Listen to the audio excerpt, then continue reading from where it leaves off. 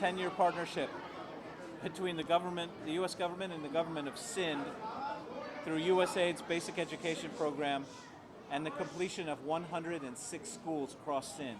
106 is an incredible accomplishment and the one only possible through our commitment to partnership and our commitment to improving access to quality public education in Pakistan. The U.S. government through USAID invested $159 million with the goal of transforming basic education in Sindh. And I'm proud to say in partnership with the Sindh government we've succeeded. As you heard me just say, this partnership built 106 schools, providing education to over 80,000 out-of-school children, particularly girls. With 26 million students out of school in Pakistan, this is a big step in the right direction. And schools like the one you see today are more than schools. They're flood resilient, safe havens for the community in times of need and serve as a platform for parent and community engagement. The Sindh Basic Education Program went far beyond just building schools. It strengthened communities and introduced innovative school management techniques, paving the way for successful public-private partnerships that are now being emulated in other provinces of Pakistan. Through additional classroom libraries and increased reading time, we help address the literacy challenge and foster a generation of voracious readers. Together, we've achieved remarkable progress. Increasing access to education opportunities for out-of-school children is a priority for the U.S. government, and our commitment to enhancing education in Pakistan remains steadfast. Thank you very much.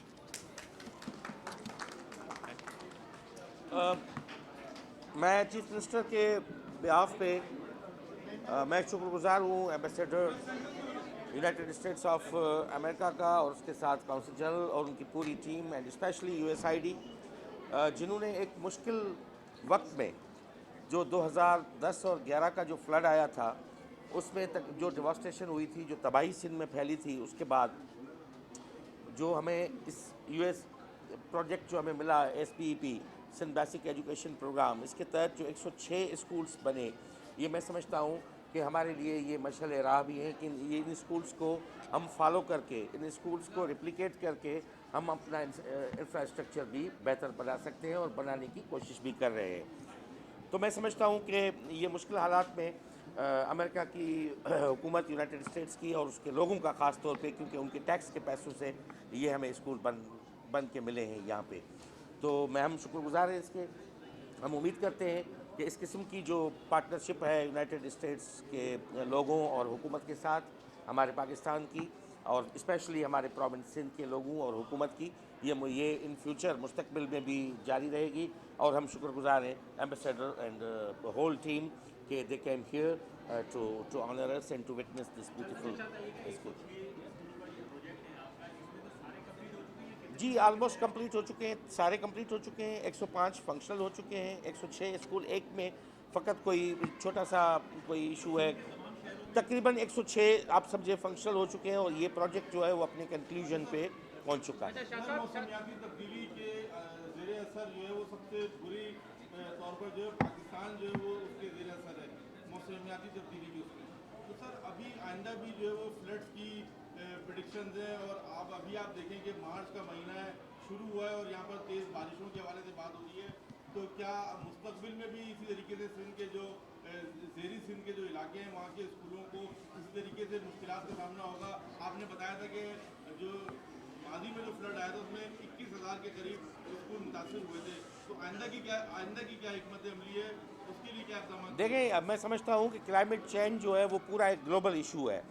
उसकी ज़ाहिरी बात है हमारा मुल्क जो है उससे cut के अलग कोई है नहीं, तो यहाँ पे हमें अपनी तैयारी करनी पड़ेगी। हमें क्लाइमेट रेजिलिएंट जो है वो इंफ्रास्ट्रक्चर बनाना पड़ेगा। इस हवाले से एजुकेशन डिपार्टमेंट इस पर काम कर रहा है।